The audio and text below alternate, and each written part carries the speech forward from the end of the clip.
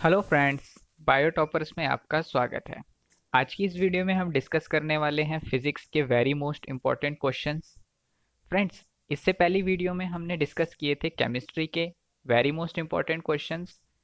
अगर आपने वो वीडियो नहीं देखी है तो डिस्क्रिप्शन बॉक्स में मैंने लिंक प्रोवाइड कर रखा है, आप वहां से जाके उस वीडियो को देख सकते हैं। चलिए वीडियो स्टार्ट करते हैं। हमारा फर्स्ट क्वेश्चन है, an electric dipole is placed in non uniform electric field then it experiences. पूछा गया है कि अगर हम एक इलेक्ट्रिक डाइपोल को नॉन यूनिफॉर्म इलेक्ट्रिक फील्ड में रखते हैं तो वो क्या अनुभव करता है। ऑप्शन ए है force and torque, option B है ओनली फोर्स, ऑप्शन सी है ओनली टॉर्क, ऑप्शन डी है neither force nor torque. So friends, इसका राइट ऑप्शन हो जाएगा option A, force and torque. जब हम एक डाइपोल को इलेक्ट्रिक फील्ड में रखते हैं तो वो फोर्स और टॉर्क दोनों ही एक्सपीरियंस करता है। आइए देखते हैं कैसे।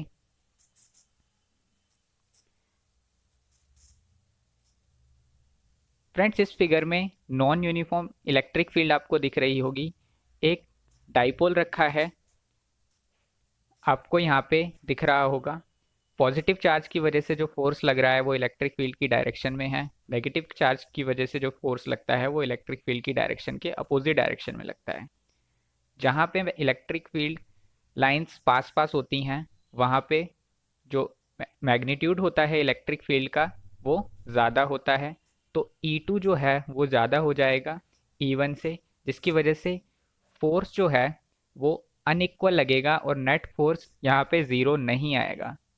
जब नेट फोर्स ज़ीरो नहीं आएगा तो टॉर्क भी इस कंडीशन में ज़ीरो नहीं होगा। इसका मतलब जब हम नॉन यूनिफॉर्म इलेक्ट्रिक फील्ड में एक डाइपोल को रखते हैं तो वो फोर्स और टॉर्क दोनों ही एक्सपीरियंस करेगा।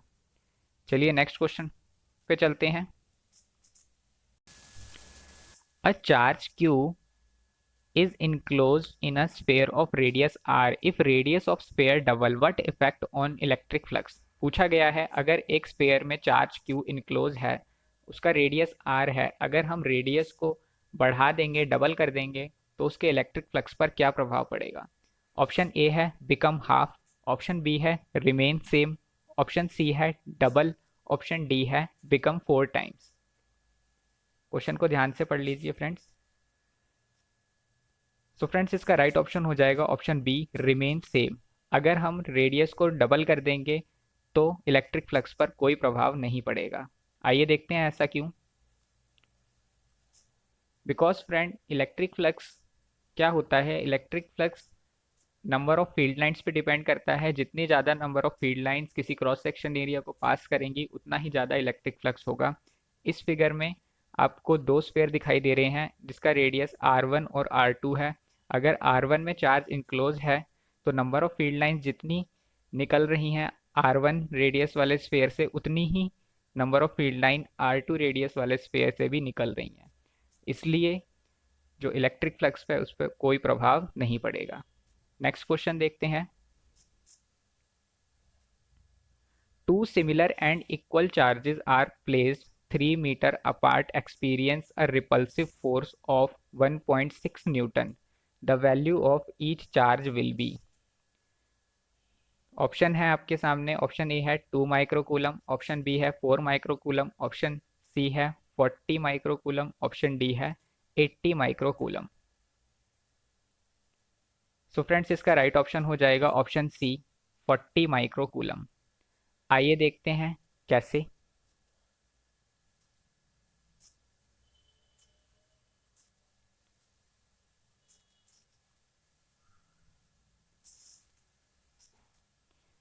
फ्रेंड्स, ये इसका सॉल्यूशन है, आप इसका स्क्रीनशॉट ले लीजिए।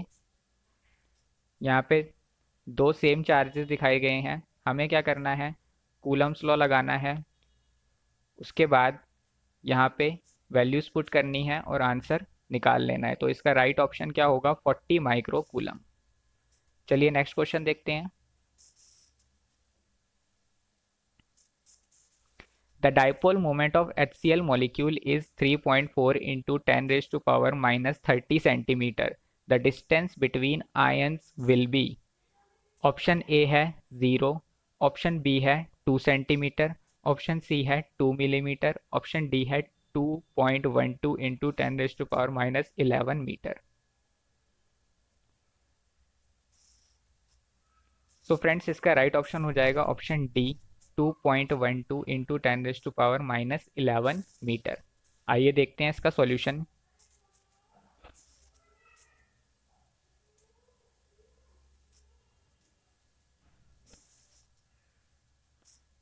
फ्रेंड्स, मैंने हैंड रिटन सॉल्यूशन प्रोवाइड कर रखे हैं आपको, आप इसका स्क्रीनशॉट ले सकते हैं। सिंपल आपको एक फॉर्मूला लगाना है डाइपोल मोमेंट का, उसके बाद आपको वैल्यूज पुट करनी है।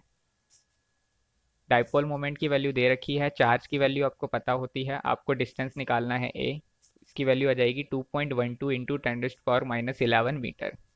नेक्स्ट क्वेश्चन पे चलते हैं। Which of the following is the unit of electric potential. पूछा गया है इलेक्ट्रिक पोटेंशियल की क्या यूनिट होती है। ऑप्शन ए है newton meter per coulomb, option B है वोल्ट, ऑप्शन सी है बोथ, ऑप्शन डी है none of the above. So friends, इसका राइट ऑप्शन हो जाएगा option C, both. Newton meter per coulomb और वोल्ट दोनों ही इलेक्ट्रिक पोटेंशियल की एसआई यूनिट होती हैं। नेक्स्ट क्वेश्चन देखते हैं। The electric potential at the surface of hollow spherical conductor of radius 2 meter is 100 volt. What will be the potential at a distance 1 meter from the center? Question में पूछा गया है अगर एक स्फेरिकल कंडक्टर के surface पे जो electric potential है वो 100 वोल्ट है जिसका रेडियस 2 मीटर है, तो पूछा गया है सेंटर से 1 मीटर दूर उसका पोटेंशियल क्या होगा। ऑप्शन है 50 वोल्ट होगा, ऑप्शन बी है 100 वोल्ट होगा, ऑप्शन सी है 150 वोल्ट होगा, ऑप्शन डी है 200 वोल्ट होगा।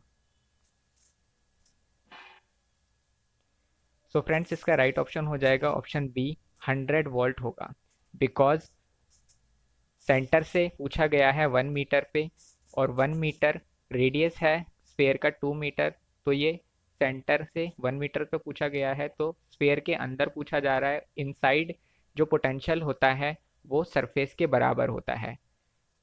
तो चलिए नेक्स्ट क्वेश्चन देखते हैं। The ratio of radii of two spherical conductor is 1:2। The ratio of capacitance will be. पूछा गया है कि अगर दो स्फेरिकल कंडक्टर हैं जिनका रेडियस का रेशियो 1:2 है तो उनके कैपेसिटर का रेशियो क्या होगा।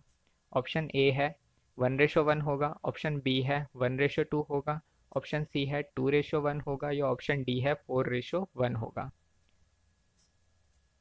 सो फ्रेंड्स, इसका राइट ऑप्शन हो जाएगा ऑप्शन बी, 1:2 होगा। कैसे होगा देखते हैं। हमें पता है स्फेरिकल कैपेसिटर की जो कैपेसिटी होती है उसका फॉर्मूला होता है 4πε0r। यहाँ से आपको पता चल रहा है जो कैपेसिटर है वो डायरेक्टली प्रोपोर्शनल है रेडियस के। हमें गिवन था रेडियस का रेशियो 1:2 है तो कैपेसिटर का रेशियो भी 1:2 ही हो जाएगा। नेक्स्ट क्वेश्चन देखते हैं। What is the equivalent capacitance between A and B in the following circuit if C is 4 microfarad? यहाँ पे एक फिगर दी गई है जिसमें सर्किट डायग्राम बना रखा है। यहाँ पे C जो है वो 4 माइक्रोफैराड है, तो पूछा गया है इक्विवेलेंट कैपेसिटेंस कितना होगा। ऑप्शन ए है 2 माइक्रोफैराड होगा, ऑप्शन बी है 4 माइक्रोफैराड होगा, ऑप्शन सी है 22 माइक्रोफैराड होगा, ऑप्शन डी है 16/3 माइक्रोफैराड होगा। सो फ्रेंड्स, इसका राइट ऑप्शन हो जाएगा ऑप्शन बी, 4 माइक्रोफैराड होगा। इसको कैसे सॉल्व करना है आइए देखते हैं।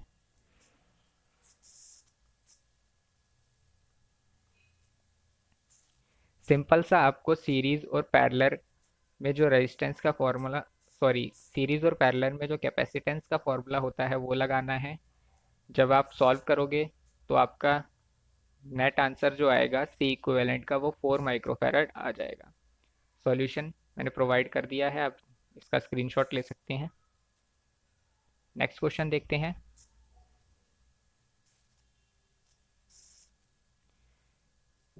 The product of resistivity and conductivity of a conductors depend on. पूछा गया है जो प्रोडक्ट होता है रेजिस्टिविटी और कंडक्टिविटी का कंडक्टर का, तो वो किस पे डिपेंड करता है? ऑप्शन ए है एरिया ऑफ क्रॉस सेक्शन पे, ऑप्शन बी है टेम्परेचर पे, ऑप्शन सी है लेंथ पे, या ऑप्शन डी नॉन। सो फ्रेंड्स, इसका राइट ऑप्शन हो जाएगा ऑप्शन डी नॉन। कंडक्टर की जो रेजिस्टिविटी होती है और जो कंडक्टिविटी होती है, उसका जो प्रोडक्ट होता है वो इनमें से किसी पे भी डिपेंड नहीं करता। नेक्स्ट क्वेश्चन देखते हैं।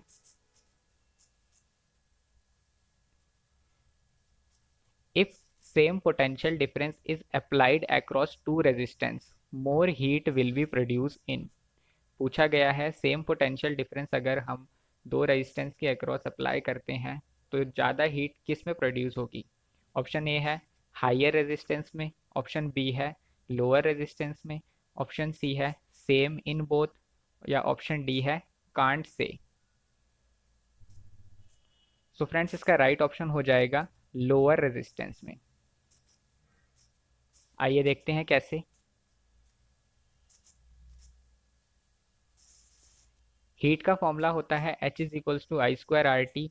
आई की जगह हम V अपॉन आर पुट करेंगे तो V square upon R square हो जाएगा, एक आर से आर कट जाएगा, तो फाइनली फॉर्मूला हो जाएगा H is equals to V square upon R into T.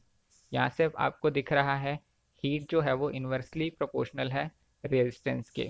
जितना ज़्यादा रेजिस्टेंस होगा उतनी कम हीट प्रोड्यूस होगी, जितना ज़्यादा जितना कम रेजिस्टेंस होगा उतनी ज़्यादा हीट प्रोड्यूस होगी। तो कम रेजिस्टेंस वाले में हीट ज़्यादा प्रोड्यूस होगी। सो इसका राइट ऑप्शन बी हो जाएगा। नेक्स्ट क्वेश्चन देखते हैं।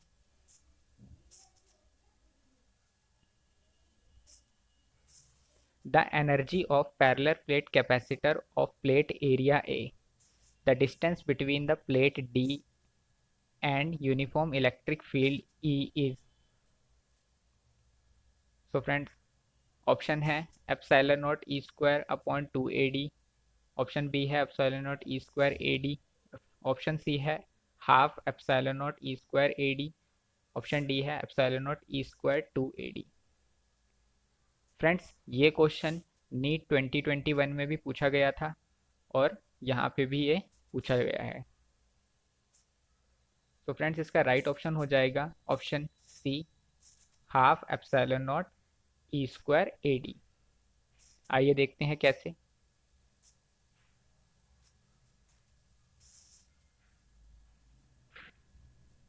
इसकी एनर्जी होती है कैपेसिटेंस की हाफ सी वी स्क्वायर। सी की पैरेलल प्लेट कैपेसिटेंस में जो वैल्यू होती है वो पुट करनी है, उसके बाद आप आंसर निकाल लोगे। तो फ्रेंड्स, इसका स्क्रीनशॉट ले लीजिए। नेक्स्ट क्वेश्चन देखते हैं।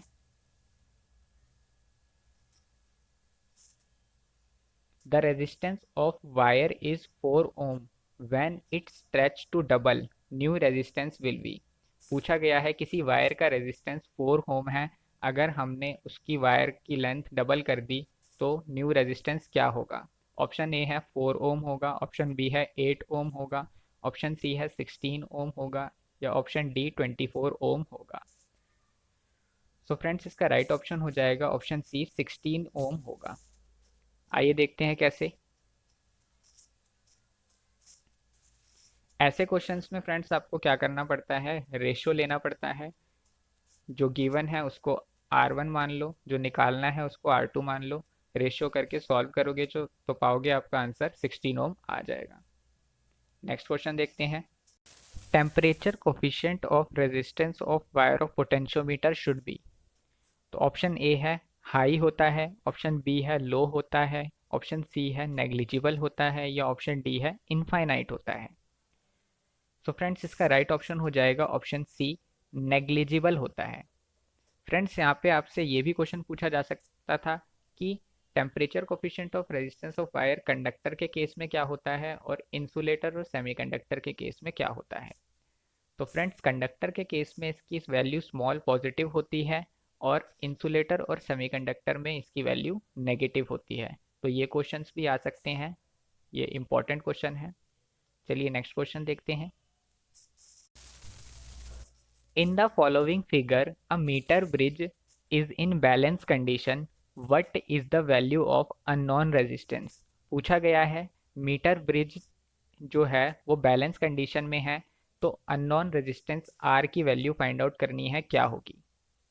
ऑप्शन है 220 ओम, ऑप्शन बी है 110 ओम, ऑप्शन सी है 55 ओम, या ऑप्शन डी है 13.75 ओम। तो फ्रेंड्स इसका राइट ऑप्शन हो जाएगा option B, 220 ohm, option A. आइए देखते हैं इसको कैसे सॉल्व करना है। आपको व्हीटस्टोन ब्रिज का कंसेप्ट लगाना है, P upon Q is equals to R upon S. Values put करनी है और आपका आंसर आ जाएगा। चलिए नेक्स्ट क्वेश्चन देखते हैं। Kirchhoff's first and second law are based on. Kirchhoff's के प्रथम और द्वितीय नियम किस पर आधारित हैं। ऑप्शन ए है conservation of current and energy, conservation of charge and energy, conservation of mass and charge, या नन ऑफ द अबव। तो फ्रेंड्स इसका राइट ऑप्शन हो जाएगा option B, conservation of charge and energy. First law जो होता है वो based होता है कंजर्वेशन ऑफ चार्ज पे, सेकंड लॉ जो बेस्ड होता है वो कंजर्वेशन ऑफ एनर्जी पे बेस्ड होता है, तो इसलिए इसका राइट ऑप्शन बी हो जाएगा। नेक्स्ट क्वेश्चन देखते हैं। In a potentiometer circuit, the balancing length of resistance wire for cell of electromotive force E and negligible internal resistance L. If one more cell of same electromotive force and negligible internal resistance are joined in parallel to the cell of electromotive force E, the new balancing length will be। Option है 2L, option B है L/2, option C है L, option D है L/4। तो friends इसका right option हो जाएगा option सी, L ही रहेगी, because जो पोटेंशियोमीटर वायर है उसका जो ईएमएफ है वो प्रोपोर्शनल होता है L के। यहाँ पे जो ईएमएफ E है बैटरी का वो चेंज नहीं हुआ है, तो वायर की लेंथ भी चेंज नहीं होगी। नेक्स्ट क्वेश्चन देखते हैं। If a proton of kinetic energy 100 electron volt enter in a magnetic field of 10 raised to power minus 4 Tesla perpendicular to it, approximate cyclotron frequency of proton in radian per second will be। पूछा गया है एक proton enter करता है magnetic field में उसके perpendicular, तो आपसे उसकी फ्रीक्वेंसी पूछी है क्या होगी। इसकी काइनेटिक एनर्जी दे रखी है 100 इलेक्ट्रॉन वोल्ट। ऑप्शन ए है 2.80 इंटू 10⁻⁶, ऑप्शन बी है 1.6 इंटू 10⁻3, ऑप्शन सी है 5.6 इंटू 10⁻5, या ऑप्शन डी 9.6 इंटू 10⁻3। सो फ्रेंड्स इसका राइट ऑप्शन हो जाएगा ऑप्शन बी, 1.6 इंटू 10⁻3। चलिए देखते हैं इसका सॉल्यूशन। आपको साइक्लोट्रॉन की फ्रीक्वेंसी का फॉर्मूला लगाना है QB upon 2πm। Values put करेंगे तो आपका आंसर 1.6 इंटू 10⁻3 रेडियन पर सेकेंड आ जाएगा। यहाँ पे हर्ट्स लिखा है तो करेक्ट कर लेना, रेडियन पर सेकेंड होगा यहाँ पे। चलिए नेक्स्ट क्वेश्चन देखते हैं। Resistance of ideal ammeter and ideal voltmeter are. आपसे पूछा गया है आइडियल एमीटर और आइडियल वोल्टमीटर के रेजिस्टेंस क्या होते हैं। ऑप्शन ए है 0 and infinite respectively, option B है infinite and 0 respectively, option C है बोथ आर 0, या option D both are infinite. So friends इसका राइट ऑप्शन हो जाएगा option A, 0 and infinite. Ideal ammeter का जो रेजिस्टेंस होता है वो 0 होता है और आइडियल वोल्टमीटर का जो रेजिस्टेंस होता है वो इनफाइनाइट होता है। नेक्स्ट क्वेश्चन देखते हैं। The magnetic field due to an infinite long current carrying straight conductor at a distance r is B. What will be the magnetic field at a distance r/2 if current remains constant? Option A है 2B, option B है B/2, option C है B, option D है B/4। सो friends इसका right option हो जाएगा option ए, 2B। आइए देखते हैं इसका सॉल्यूशन। आप इसको नोट डाउन कर लीजिए। फ्रेंड्स जो मैग्नेटिक फील्ड होती है लॉन्ग इनफाइनाइट स्ट्रेट कंडक्टर के अराउंड वो होती है μ0I/2πr, जो कि हमें दे रखा था B के इक्वल। तो हम अगर B2 निकालेंगे वो तो वो 2 टाइम्स ऑफ B के आ जाएगा। चलिए नेक्स्ट क्वेश्चन देखते हैं।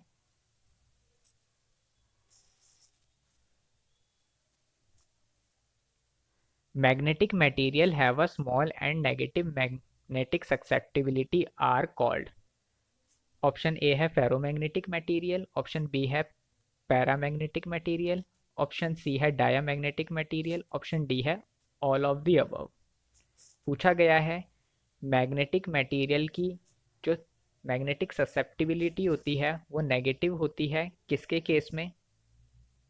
तो फ्रेंड्स ये डायामैग्नेटिक मटेरियल के केस में नेगेटिव होती है, तो ऑप्शन सी सही हो जाएगा। चलिए नेक्स्ट क्वेश्चन देखते हैं। The vertical component of earth's magnetic field is zero. आपसे पूछा गया है अर्थ की मैग्नेटिक फील्ड का वर्टिकल कंपोनेंट जीरो कहाँ पे होता है? तो ऑप्शन ए है एट मैग्नेटिक पोल्स पे, ऑप्शन बी है एट जियोग्राफिक पोल्स पे, ऑप्शन सी है at magnetic meridian, option D none of the above. So friends इसका राइट ऑप्शन हो जाएगा option D none of the above, because vertical component of earth magnetic field जो zero होता है वो magnetic equator पे zero होता है। इसमें से कोई भी ऑप्शन मैग्नेटिक इक्वेटर का नहीं है, तो ऑप्शन डी करेक्ट हो जाएगा। नेक्स्ट क्वेश्चन देखते हैं। Lenz law is for, lens का नियम देता है, क्या देता है लेंस का नियम? ऑप्शन ए है magnitude of induced current, option B है magnitude of induced electromotive force, option C है direction of induced current, option D है magnitude and direction of induced current. So friends इसका राइट ऑप्शन हो जाएगा option C direction of induced current. Lenz का जो law है वो induced current की डायरेक्शन को बताता है। चलिए नेक्स्ट क्वेश्चन देखते हैं।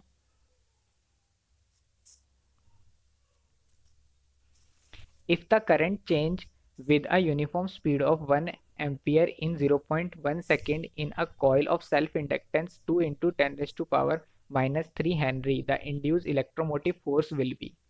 ऑप्शन ए है 2 वोल्ट, ऑप्शन बी है 0.2 वोल्ट, ऑप्शन सी है 0.02 वोल्ट, या ऑप्शन डी है 0। सो फ्रेंड्स इसका राइट ऑप्शन हो जाएगा ऑप्शन सी 0.02 वोल्ट। चलिए इसका सॉल्यूशन देख लेते हैं।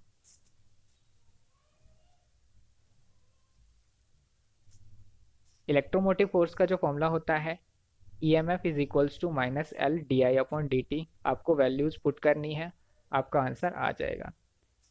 नेक्स्ट क्वेश्चन देखते हैं। If an AC circuit containing pure inductor और pure capacitor power factor will be. पूछा है जब प्योर इंडक्टर और प्योर कैपेसिटर होता है सर्किट में तो पावर फैक्टर की वैल्यू क्या होती है? ऑप्शन ए है 1 होती है, ऑप्शन बी है 0 होती है, ऑप्शन सी है पाई होती है, या ऑप्शन डी मोर देन 1 होती है। सो फ्रेंड्स इसका राइट ऑप्शन हो जाएगा ऑप्शन बी 0 होती है। प्योर इंडक्टर और प्योर कैपेसिटर जब सर्किट में होता है पावर फैक्टर की वैल्यू क्या आती है? 0। नेक्स्ट क्वेश्चन देखते हैं। Capacitor in a circuit, capacitor जो है सर्किट में क्या अलाउ करता है? Option A allowing alternating current, option B है stop alternating current, option C है अलाउ डायरेक्ट करंट, या ऑप्शन डी है allows direct current and stop alternating current. So friends इसका राइट ऑप्शन हो जाएगा option A allows alternating current. Capacitor alternating current को allow करता है। चलिए नेक्स्ट क्वेश्चन देखते हैं।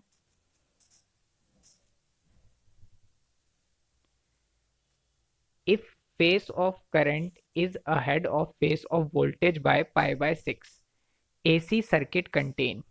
पूछा गया है अगर जो फेस डिफरेंस है वो वोल्टेज का करंट से पाई बाय 6 आगे है तो सर्किट में होंगे।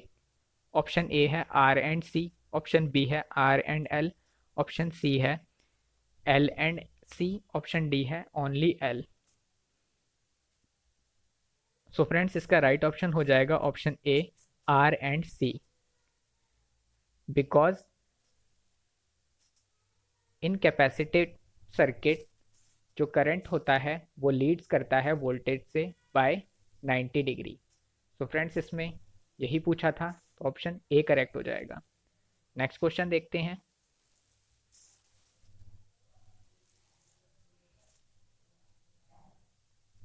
Nature of image formed by objective lens of compound microscope.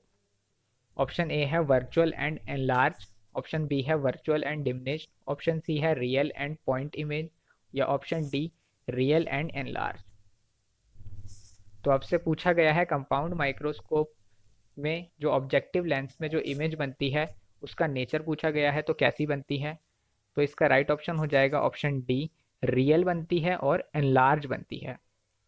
चलिए नेक्स्ट क्वेश्चन देखते हैं। A light ray incident normal to a glass mirror, angle of reflection will be. आपसे पूछा है कि अगर एक ग्लास मिरर के लाइट रे नॉर्मल आती है तो उसमें एंगल ऑफ रिफ्लेक्शन क्या होगा। ऑप्शन ए है 90 डिग्री होगा, ऑप्शन बी है 0 डिग्री होगा, ऑप्शन सी है 180 डिग्री होगा, ऑप्शन डी है 45 डिग्री होगा। सो फ्रेंड्स इसका राइट ऑप्शन हो जाएगा ऑप्शन बी, 0 डिग्री होगा। बिकॉज मिरर के परपेंडिकुलर आ रही है लाइट रे, तो जैसे ही लाइट रे आएगी वैसे ही रिफ्लेक्ट होके वापस चली जाएगी और एंगल कितना हो जाएगा reflection, 0 degree. So friends next question देखते हैं। Power of plano convex lens is, पूछा है प्लेनो कॉन्वेक्स लेंस की पावर क्या होती है। ऑप्शन ए है नेगेटिव होती है, ऑप्शन बी है पॉजिटिव होती है, ऑप्शन सी है 0 होती है, ऑप्शन डी है इमेजिनरी। तो फ्रेंड्स इसका राइट ऑप्शन हो जाएगा ऑप्शन बी, पॉजिटिव होती है। प्लेनो कॉन्वेक्स लेंस की जो पावर होती है वो पॉजिटिव होती है। नेक्स्ट क्वेश्चन देखते हैं। Name the phenomena which shows transverse nature of electromagnetic wave, पूछा है किस फिनोमेना से इलेक्ट्रोमैग्नेटिक वेव का ट्रांसवर्स नेचर पता चलता है। ऑप्शन ए है रिफ्लेक्शन से, ऑप्शन बी है रिफ्रैक्शन से, ऑप्शन सी है पोलराइजेशन से, या ऑप्शन डी है इंटरफेरेंस से। सो फ्रेंड्स इसका राइट ऑप्शन हो जाएगा ऑप्शन सी, पोलराइजेशन से। पोलराइजेशन से इलेक्ट्रोमैग्नेटिक वेव का ट्रांसवर्स नेचर पता चलता है। नेक्स्ट क्वेश्चन देखते हैं।